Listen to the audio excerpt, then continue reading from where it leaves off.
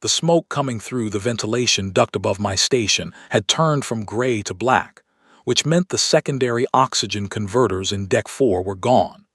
I noted this the way I had been noting everything for 3 days as a fact, without feeling, because feeling would slow my hands, and my hands needed to keep moving. Around me, the communications bay of the Undying Resolve looked like something had reached inside and shaken it hard. 3 of the 7 relay consoles were dark. 2 of my colleagues were dead in their chairs. I had covered them with emergency thermal sheets because I could not look at them and function at the same time, and functioning was the only thing I had left. My name is Arinthos. I am a vessel keeper 3rd class of the Quelari Confederacy, which is a title that means I kept records, managed communication logs, and filed fuel manifests. I was 31 years old. I had never been in a conflict zone. Before that week, the most dangerous thing I had ever done was submit an incorrect cargo classification that triggered a 17-day disciplinary review. I want you to hold that image when you read what follows, because the person who sent those distress signals was not a soldier. He was a record keeper who happened to still be breathing. 3 days before, the convoy had departed Quelari Station 7 carrying 412 refugees. The Volkai swarm had been moving through the outer sectors for 2 years, and the people on our 6 ships had finally accepted that staying meant becoming raw material. That is not a metaphor. The Volkai did not destroy the civilizations they encountered. They processed them. They disassembled living things with mechanical patience, the way an industrial press handles ore, sorting, extracting, retaining what was useful, discarding the rest. Their ships were enormous, dark, and almost completely silent. The only sound they made, according to the survivors I had heard speak of them, was a low vibration you felt in your teeth before you saw anything at all. We had 6 ships and an armed escort. We thought that was enough. We were heading for the relay station at Velith Point, where Confederacy naval vessels were waiting. 2 days of travel, a straightforward run. They hit us in the drift corridor. The drift corridor is a stretch of dead space between 2 star systems where sensor resolution drops significantly, and FTL navigation requires constant manual adjustment. It is the kind of place that looks perfectly safe on every map and feels wrong the moment you enter it. The Volkai had been watching our convoy from the moment we left the station. They had calculated the optimal point of engagement with the cold, patient logic of things that had been processing civilizations, since before my people had learned to build fires. They chose the drift corridor because that was where we were most vulnerable, and the Volkai did not miss details like that. 5 of our 6 ships were gone before our armed escort could complete its first response formation. I watched it happen on the long-range sensors before the array partially failed. The Volkai harvester drones unfolded from their carrier vessels like the fingers of an enormous hand opening, and they wrapped themselves around our convoy ships with slow, methodical certainty. There was no explosion. There was no fire. The ships just went quiet, one after another, like lights being turned off in a house at night. The Undying Resolve survived because Captain Veloreth, who died 2 hours later from a hull fracture in the forward section, burned every reserve thruster we had in a random direction burst that drove us deep into a nearby debris field. The Volkai drones followed. The debris slowed them. We gained distance. Not much. Enough to still be alive. Enough for me to be sitting in a smoke-filled communications bay with my dead colleagues and a working console, doing the only thing I knew how to do. I sent distress signals.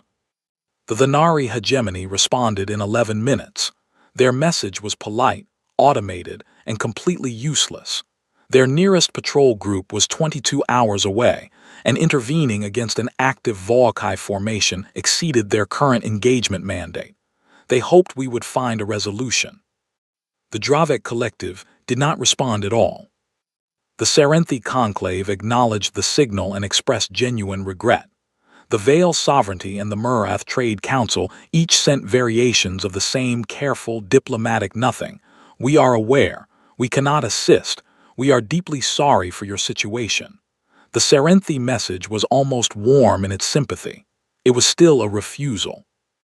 On Deck 6, 409 survivors, 3 had died since the attack, were doing what frightened people do when there is nothing left to do. I could hear them through the internal audio channels. I could hear someone counting aloud. I could hear a child asking a question no one was answering. I could hear someone reading from a technical manual in a low, steady voice, as if the sound of ordered information were a comfort in itself. Lieutenant Corval came through the bay hatch, looked at my active console, at the list of contacts I had exhausted, and at the one remaining frequency band I had not yet used. He did not speak directly about it. He only asked how long since my last signal. 47 minutes, I said. He nodded once and left. We both understood the nod. It meant, we are doing everything we can, and everything we can do is not going to be enough. The Volkai drones crossed the edge of the debris field 2 hours after the attack. They were not hurrying. They never hurried. The mass reading on my damaged sensor board told me there were more of them than I had hoped, and fewer than I had feared, which in practice meant the same thing. I had one frequency band remaining in the emergency registry, the last entry. I had passed over it many times because it felt, in the way a ceremony feels when the situation is past ceremony, like the wrong tool for the moment.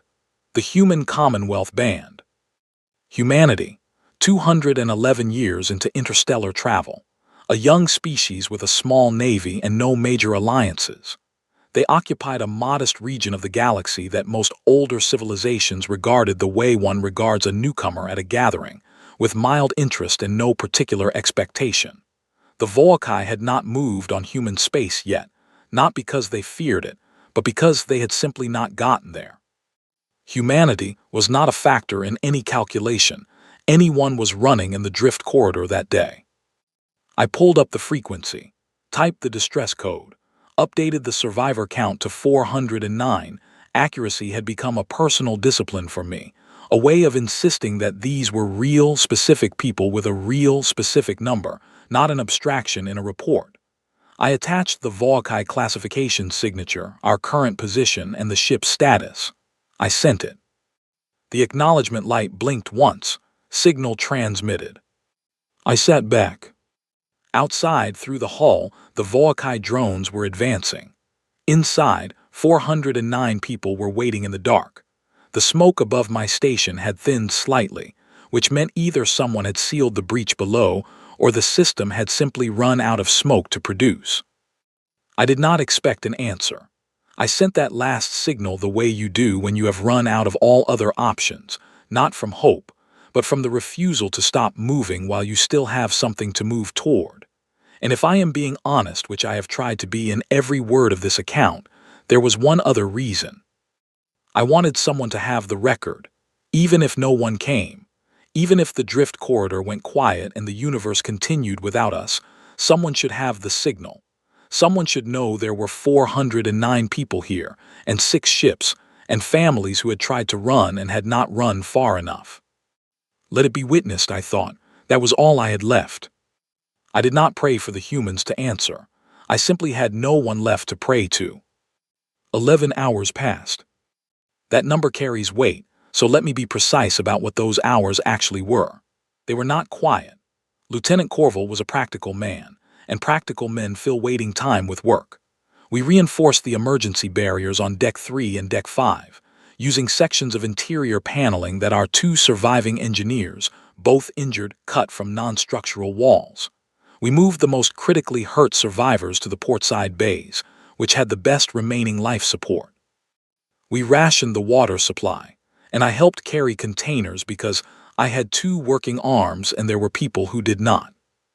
We shut down every non-essential system to preserve the power cells, which meant large sections of the ship went dark and people navigated by the faint amber glow of emergency strips along the corridor floors.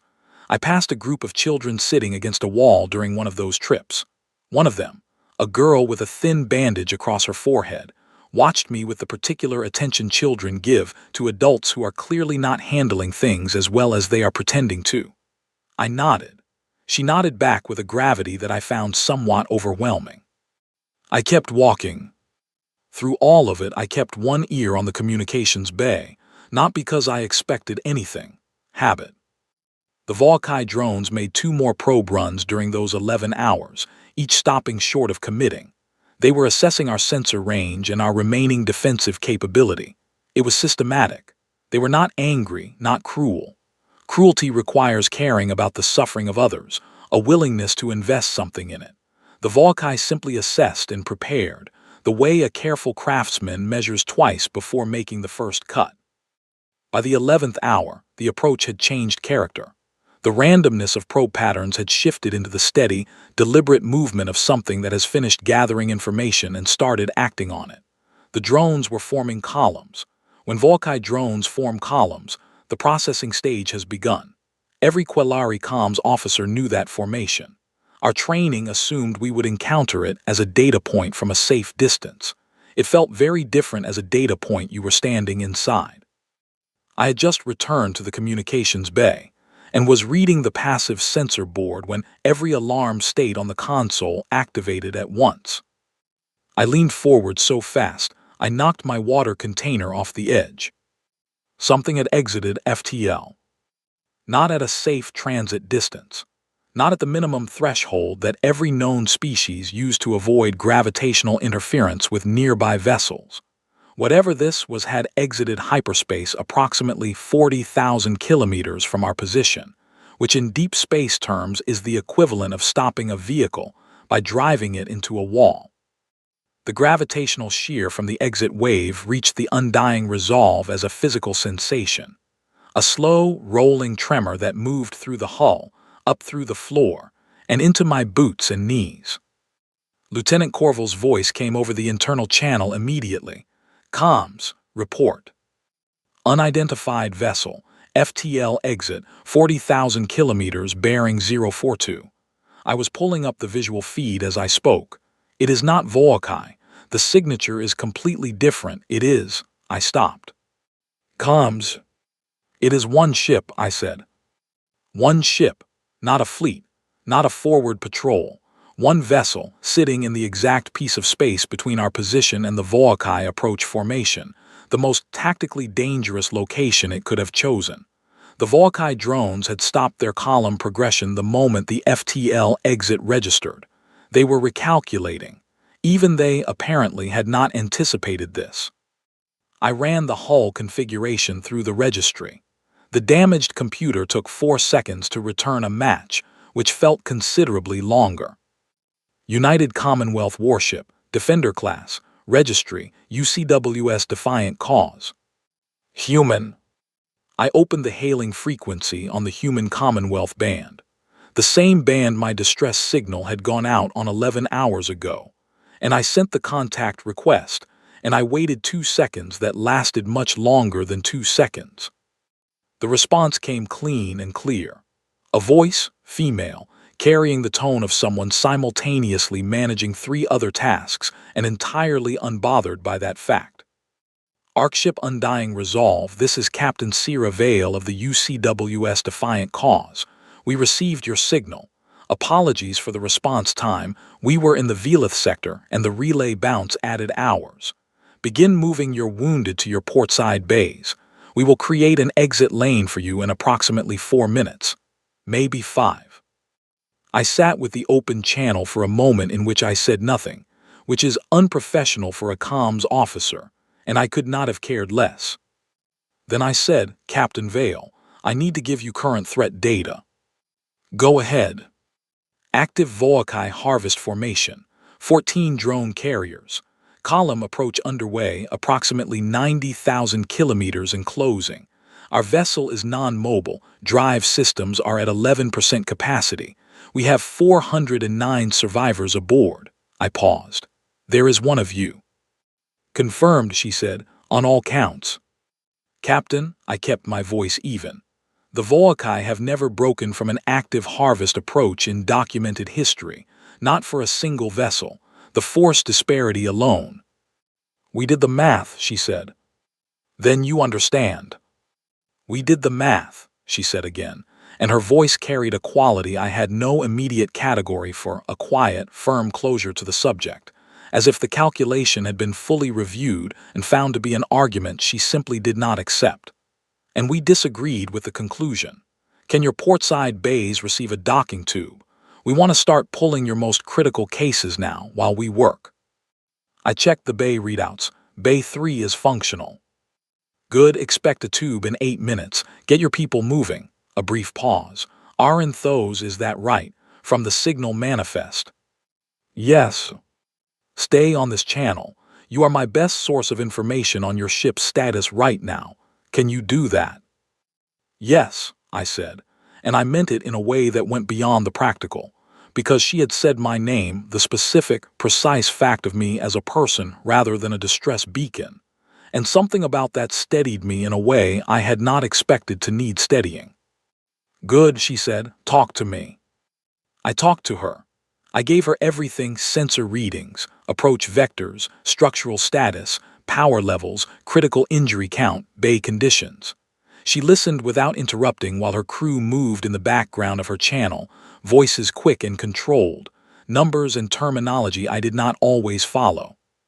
At some point in those minutes, I asked whether she had been briefed on the Volkai, their history, their tactical patterns. We pulled everything in the registry on the way here, she said. Then, almost to herself, they have never seen a human warship. That is actually useful. In what way? They will spend the first 60 seconds trying to find us in their threat catalog, she said. They will not find a match.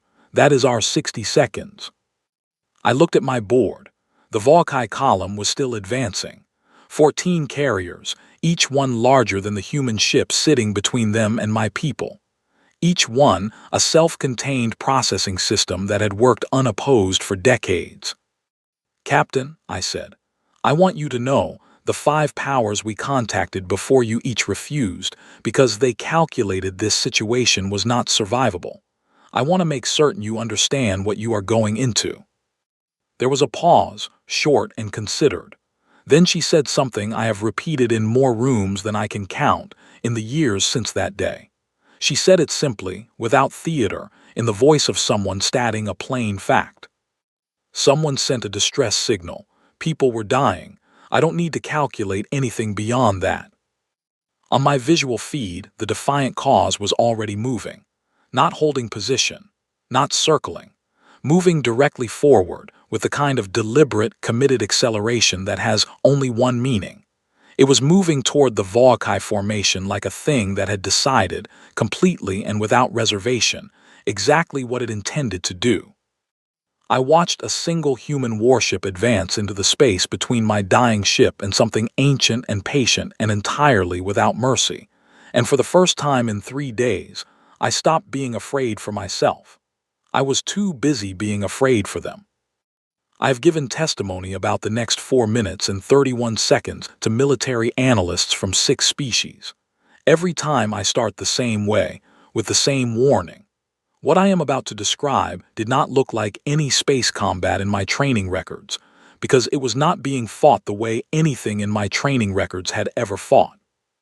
Most large-scale space combat is geometric. Ships hold formation distances. They create lines or arcs. They engage at calculated ranges where their weapons are accurate and the enemy's weapons lose precision. There is a readable structure to it. You can follow what both sides are attempting even while it is happening. The defiant cause had no interest in any of that. From the moment it crossed what I would have called a safe engagement threshold, it was moving in ways that rejected the concept of a stable position entirely. It did not approach the Volkai carriers in a straight line.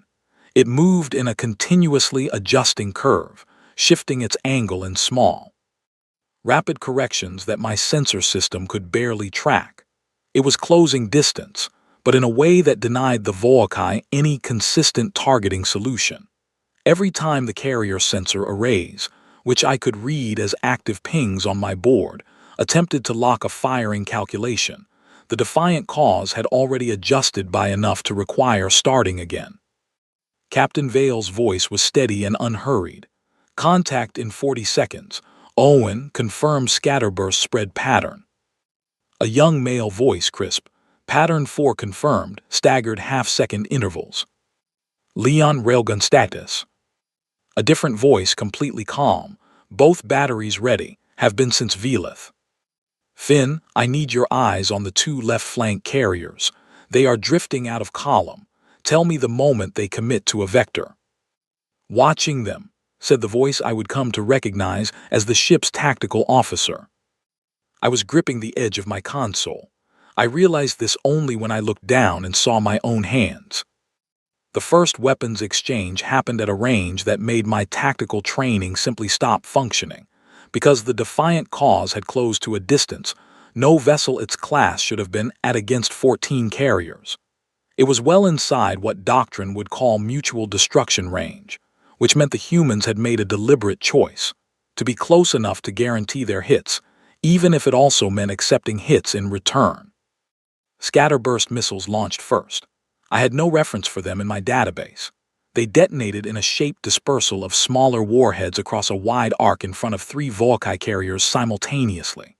The biomechanical sensor clusters on those carriers, the organs the drones used to coordinate their formation and targeting, lit up on my board as the dispersal hit. I would learn later that the pattern was designed specifically to overwhelm organic sensor tissue with competing signals. The 3 carriers lurched, their column formation fractured. Then the railguns fired. I had read railgun specifications in technical documents, numbers on a page. I was not prepared for what they looked like on a visual sensor feed at close range.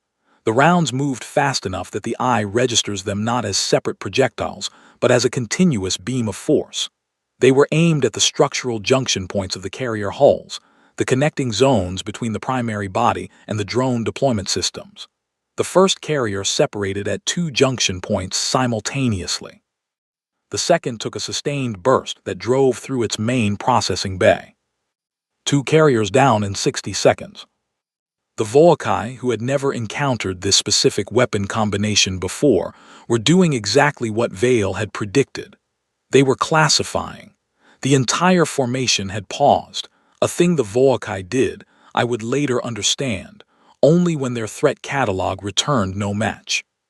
That pause lasted 40 seconds. The Defiant Cause used every single one of them. It drove hard at the left flank. The 2 carriers Finn had been monitoring, and delivered a combined scatterburst and broadside railgun sequence that I could barely follow even watching it. The left flank carrier took the scatter burst in its sensor array, and the railgun rounds in its propulsion system, and simply stopped being a coordinated unit. It drifted, components separating, dark and silent. 3 carriers down in 90 seconds. 3 carriers gone, I said on the open channel, because my training required me to report what I observed even when what I observed made no sense to me. Vale said, "Aren't those evacuation status?" I pulled the bay feed. The docking tube had connected to bay 3 6 minutes earlier. Our crew were moving survivors through it. Approximately 80 people through so far, I said. Keep moving, we have time. Then to her crew, Leon far-right carriers are separating from the main group. Do not give them flanking distance. Finn, give me a solution on the formation center carrier. Owen, watch our stern. A younger voice came over the channel, slightly fast but under control. 2 carriers broke left at full acceleration. They are going wide. Finn said, repositioning, not retreating, attempting to get angles on us. Let them try, Vale said. Pete, bearing 170 full burn, use their own movement. I watched the Defiant Cause execute a turn at a speed I would not have believed a ship of that class could complete. It came around hard and the railguns fired again, not to destroy this time, but to cut off vector. The carrier that had been chasing a flanking position took 2 rounds in its drive system and stopped accelerating. Then the Defiant Cause took a hit. The Volkai had finished their recalibration. Their biomechanical strike systems extended across the intervening space, not projectile weapons in the conventional sense, but reaching mechanisms that carried cutting instruments designed to open hull material with precision. One of those extensions reached the Defiant Cause along its port aft section. The damage reading on my board was significant. Hull breach. Multiple compartment seal activations. Captain, I said, hull breach port aft section. We know, she said, and her voice had not changed at all. Nora, SEAL teams to port aft. Cole, reroute power from secondary drives immediately. Somewhere in the background of the channel, a voice said, "Did anyone else feel that or just me?" Someone else made a short, sharp sound of laughter that was entirely out of place and somehow exactly right for the moment. "How severe is the damage?" I asked. Finn answered, "Manageable. Focus on getting your people through that tube." I told the survivors on the internal channel to move faster. Leave everything that was not a person. Move faster. On the sensor board, the Volkai formation was doing something that had no entry in my training data. It was pulling back. Not a complete retreat, not yet, but the lead carriers were increasing separation distance from the engagement point. The column had not reformed. 3 carriers were destroyed. 2 were non-functional from drive damage. The remaining 9 were reconfiguring, and the direction of reconfiguration was away from the defiant cause. I said very quietly, "They are moving away from the human ship." No one responded for a moment. Then Leon's voice, unhurried with something in it that I think was satisfaction, "Took them long enough." The defiant cause did not let the pressure drop. It moved into every gap the retreating carriers opened and used its weapons not to destroy, but to direct, herding the Volkai formation away from the exit vector the undying resolve would need to reach open space. Each time a carrier curved back toward our position, the defiant cause was already between it and us, already firing, already removing the angle. The exit lane Vale had promised. 206 people were through the docking tube when the Volkai formation lost coherence entirely and scattered into individual retreat vectors. Each carrier went a different direction. The formation, the patient, systematic, never-interrupted harvest formation was gone. I keyed the channel. "Captain Vale, the formation has broken, all carriers on separate retreat vectors."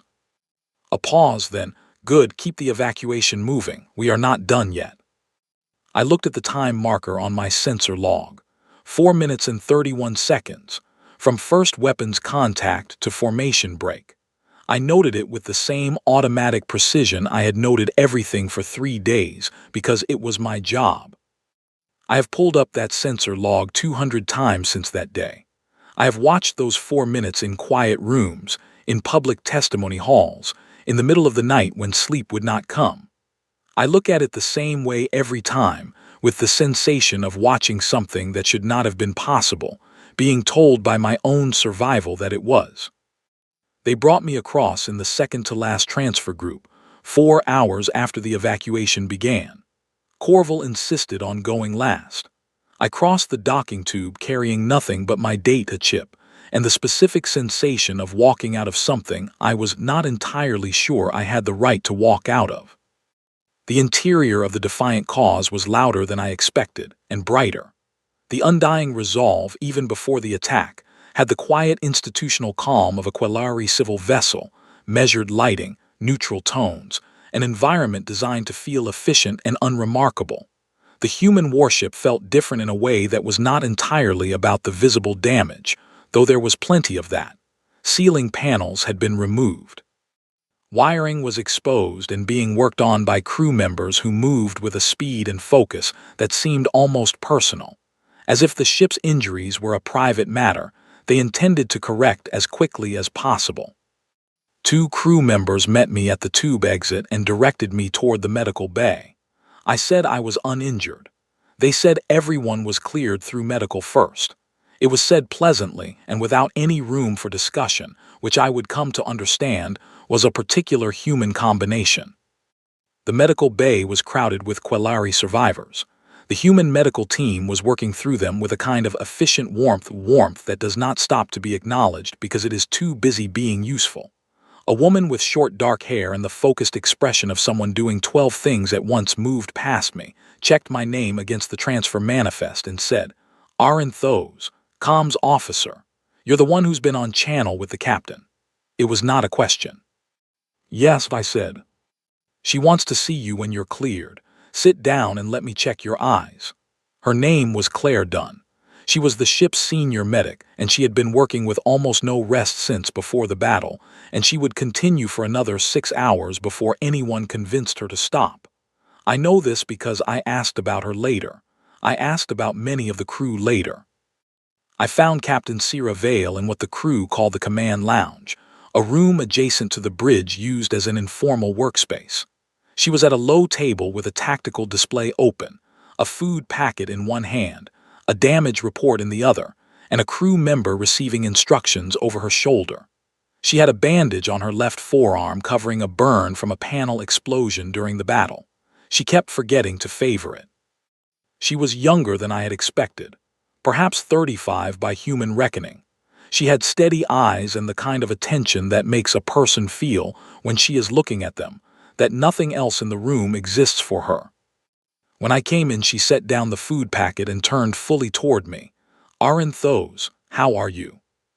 Not "what is the status of your ship?" Not "what are your people's medical needs?" "How are you?" "Functional," I said, which was the Quelari professional standard response. Then I said, "better than I was 4 hours ago," which was honest. She gestured to the seat across from her. I sat. For a moment neither of us spoke. The ship continued around us, voices in corridors, tools in service bays, the periodic thud of structural repairs somewhere above our heads. "I need to ask you something," I said. "Go ahead." "Why did you come?" She looked at me with the same steady attention, taking the question seriously rather than treating it as small. Then she said, "Someone sent a distress signal. People were dying." "Yes," I said, "and 5 other powers received the same signal, all of them with larger fleets and longer reach and established conflict records against the Voakai. None of them came." "I know." "You came with 1 ship," I said, "against 14 carriers. Every reasonable calculation, every model of survivable engagement." "We did the calculation," she said. "We disagreed with it." "That is not an answer." She did not seem offended. She looked at the table for a moment, then back at me. "Humans have a problem," she said, and there was something almost like acknowledgement in her voice, as if she had considered whether it was a problem and had not fully resolved the question. "I am aware it looks like one from the outside. We look at a set of odds that say we should not survive something, and our first instinct is not to accept the odds. It is to find out how to make them wrong." She paused. "Sometimes that ends in a disaster. Sometimes it ends the way today ended." "And if it had ended the other way?" I asked. "Your crew and my survivors both gone, was that an acceptable outcome?" "I made the decision for my crew," she said quietly, "and every person in uniform on this ship accepted those terms when they signed their service. I would never make that choice carelessly. I spent every hour between receiving your signal and arriving here thinking about it." She met my eyes directly. "But the alternative was receiving a call from 409 people and doing nothing because the math looked unfavorable. I could not live with that. My crew could not live with that. So we came." I sat with her words for a moment. Outside, through the wall, the repair work continued. "We lost 3 crew members in the engagement," she said. Her voice was level but carried a particular weight on each name. "Brennan Cole, Ida Marsh, and Pete Archer." She said them carefully, with the specific care you give to names that belong to real people. "They came too. Their choice, same as mine." I had not known, until she said it, that 3 humans had died. My sensor data had shown hull damage, but casualty numbers had not reached me during the evacuation. The information landed differently than I expected, not as a statistic, but as something that required me to sit very still for a moment. "They died for people they had never met," I said. "Yes," she said, and she did not add anything because nothing needed to be added. I walked the ship for several hours after that, with the quiet permission of the captain and the easy tolerance of a crew that had other things to focus on. What I was doing, though I could not have named it cleanly in that moment, was trying to understand the kind of people who had made the decision to come here. In a service corridor near the engine section, I found a young engineer named Owen Calloway working on a conduit junction, a streak of something dark across his cheek that was either grease or blood and apparently of no concern to him. I asked if he had been frightened during the battle. He looked up and considered the question as if it were genuinely interesting. Completely terrified, he said. The whole time, from the moment we came out of FTL until the formation broke. But you kept working, I said.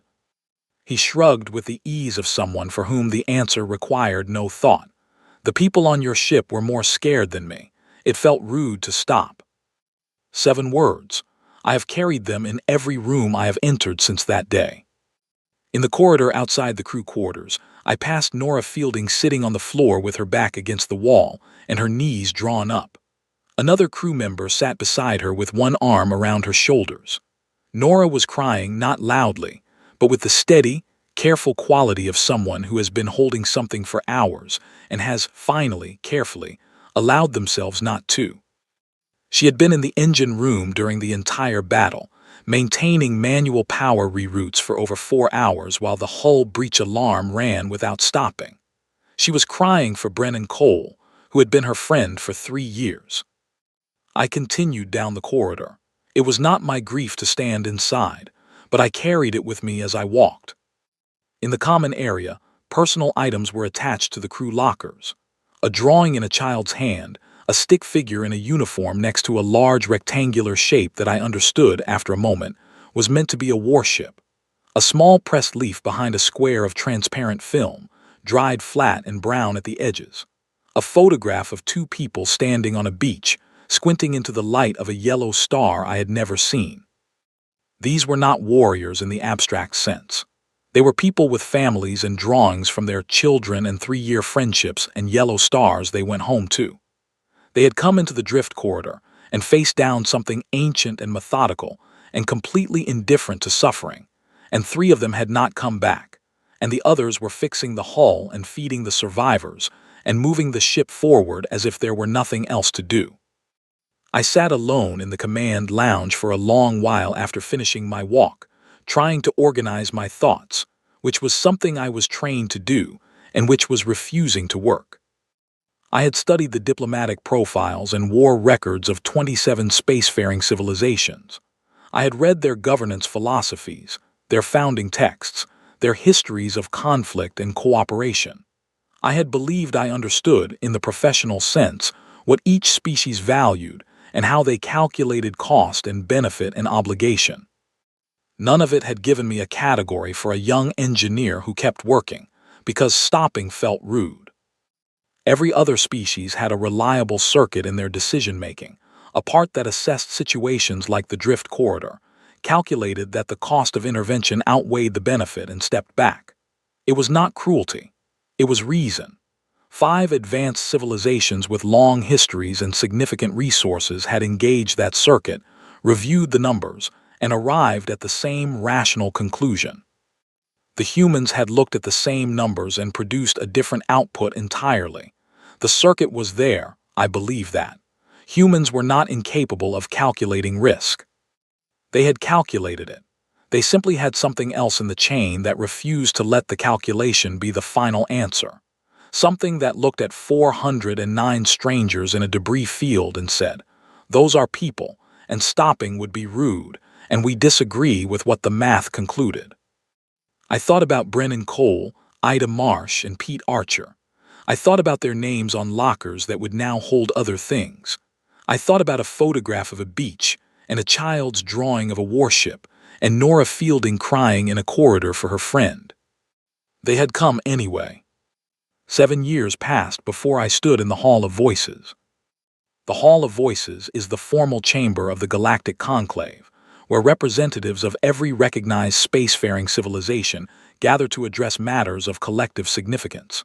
It is a vast room, designed to convey the weight of the decisions made inside it.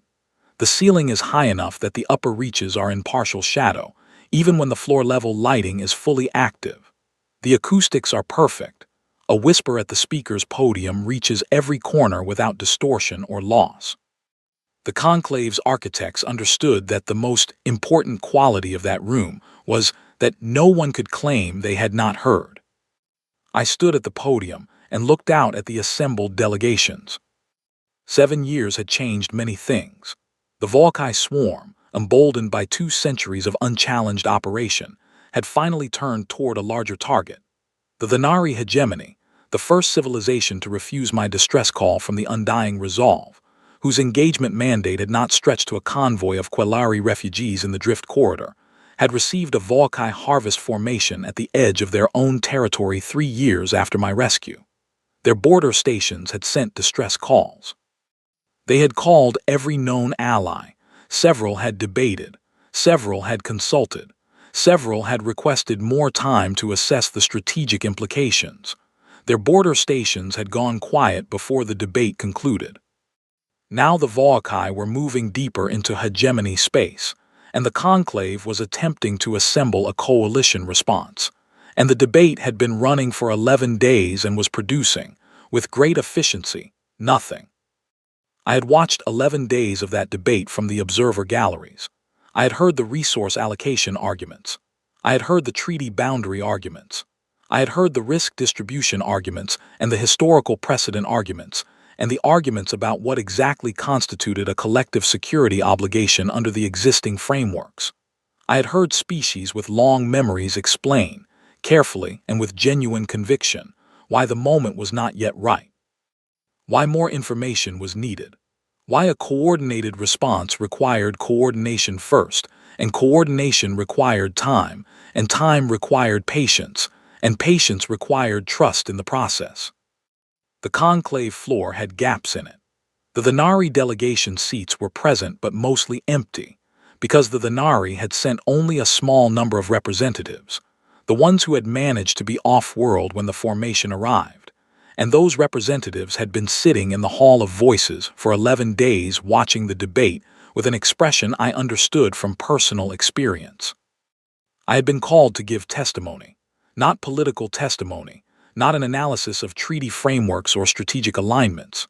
The conclave had asked for my personal account of the Drift Corridor incident, which had become, in the 7 intervening years, a reference point in several ongoing policy arguments about collective response obligations. There were people in this room who cited it as evidence that coordinated interspecies response was effective. There were others who cited it as evidence that individual action outside treaty frameworks was dangerously unpredictable. Both groups had requested my testimony. Both groups expected me to support their position. I had not come to support a position. I had come to tell the truth. I began the way I always began, because the beginning was the only honest place to start. I told them about the communications bay of the undying resolve, about the smoke that had turned from gray to black, about 2 colleagues covered with emergency thermal sheets. I told them about 412 people who had tried to reach safety, and about what happened in the Drift Corridor. I described the Volkai formation calmly and with technical precision, because precision was what I had. I was a comms officer, and I had the sensor logs, and every number I gave them was a documented fact. I told them about the distress signals. I named the 5 civilizations that had received them, and I said their names clearly, without anger but without softness either, because the record deserved accuracy. The Thanari hegemony, the Dravak collective, the Serenthi conclave, the Vale sovereignty, the Murath Trade Council. I told them what each had said and what each had chosen, and I watched the delegations of those civilizations sit very still while their names were in the air. Then I told them about the 6th signal. I described the acknowledgement light blinking once on the human Commonwealth band, and I described what happened 11 hours later, a single human warship exiting FTL 40,000 kilometers from my dying ship. I told them it was 1 ship against 14 carriers. I told them the captain had said they had done the math and disagreed with the conclusion. I told them she had asked for my name and used it. I told them 4 minutes and 31 seconds was how long it took for the Volkai harvest formation, a formation that had operated continuously and without interruption for over 200 years across dozens of systems, to break and retreat. I told them about Brennan Cole, Ida Marsh, and Pete Archer, who were not in any of the reports as conclusions or outcomes, but as people with names, who had decided to come to the Drift Corridor and had not come back. I said their names slowly, the way Sierra Vale had said them in the command lounge of her ship, and I let the hall's perfect acoustics carry them into every corner. I told them about Nora Fielding, crying in a corridor for her friend, who had spent 4 hours in an engine room with a hull breach alarm running, and had not stopped because stopping was not something she had been able to justify. I told them about Owen Calloway, who had been completely terrified from the moment of FTL exit to the moment the formation broke, and who had kept working throughout every second of that terror because the people on my ship were more scared than him, and stopping had felt rude. I let that settle. The Hall of Voices was quiet in the way that large spaces are quiet when the people inside them have stopped moving. I looked at the delegations, ancient species, powerful species, civilizations with histories that stretch back further than my own people's writing. I looked at the Thanari representatives in their mostly empty seats. I looked at the human Commonwealth delegation, smaller than most others, seated in a middle tier rather than the prominent positions reserved for the older powers. I had not come to deliver a judgment. I was a vessel keeper, not a philosopher. But I had been asked to speak, and I had been given the acoustics of a room designed so that no one could say they had not heard, and I intended to use both. I said, there are 409 people alive today who sent distress signals into the dark and received answers from 5 civilizations that said no. They received one answer that said yes. That answer came from the youngest spacefaring species in this room, with the smallest navy, and it came in the form of one ship and a captain who did not recognize the word retreat as a practical option in that moment. 3 people from that ship died for strangers they had never encountered in a sector they had no treaty obligation to enter. I said, the Thanari border stations sent distress calls 3 years ago, and several of the civilizations in this room debated. The Voakai did not pause their operation for the duration of that debate. They have never paused for a debate. I said, I am not here to argue policy frameworks or treaty boundaries or the mechanics of resource allocation. I am here because I was asked to give a first-hand account of what happened in the Drift Corridor, and I have done that. But before I step down from this podium, I want to ask the delegations of this conclave one question, and I want it to enter the record cleanly. When the next signal comes, and it will come, because the Voakai are not debating anything, and because there are more species in the path of this swarm than have seats in this hall, what will you say? Not in this room, and not in this debate. What will you say to the people sending the signal? What will you say to yourselves, in the honest private hours after the signal goes quiet? What answer will history record for you?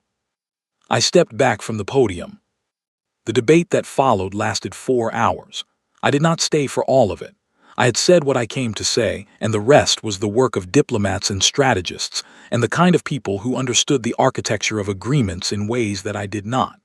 I sat in the observer gallery and watched the floor, and I noted, as a comms officer notes things, that the tone of the debate had changed. Less procedural, less about frameworks. More direct, more personal, more willing to use the kind of plain language that cuts through architecture. The vote was called late in the evening, by the hall's internal time. The coalition formed. Not unanimously, not without conditions and carve-outs and negotiated compromises that would require months to implement fully, but it formed, a commitment, a response, an answer to the question of what they would say. I came down from the observer gallery into the broad main corridor of the Hall of Voices. The ceiling was lower there, and the lighting warmer, and people were moving in clusters, some with the purposeful energy of delegations that had worked to begin, some with the slower movement of delegations processing what they had just agreed to. My aide, a young Quelari named Velsorn who had been with me for 2 years and was unfailingly practical about everything, came alongside me and said, "The Human Commonwealth delegation is asking if you would join them for a meal this evening, if you are available." I looked across the corridor. The human delegation had its own cluster, smaller than most others, as I said, and less formally arranged. I could see Sierra Vale among them, because she was there as an advisory representative on matters related to the Drift Corridor incident, and she was talking to 2 of her colleagues with the same steady, slightly amused quality of attention she had given to damage reports and Volkai approach vectors 7 years ago. She had not changed in any way I could precisely identify, except that she held herself a degree more quietly, the way people do when they have had time to think about the things they have done. She saw me looking and raised a hand in a greeting that was simple and direct, and entirely without ceremony. I realized I was already moving toward them. I had spent 7 years studying humanity with the serious attention of a scholar who has encountered something that does not fit any existing catalog. I had read their military histories and their medical ethics documents and their literature and their disaster response frameworks and their art. I had interviewed 63 human crew members from the Defiant Cause and from other vessels and from Commonwealth civilian service.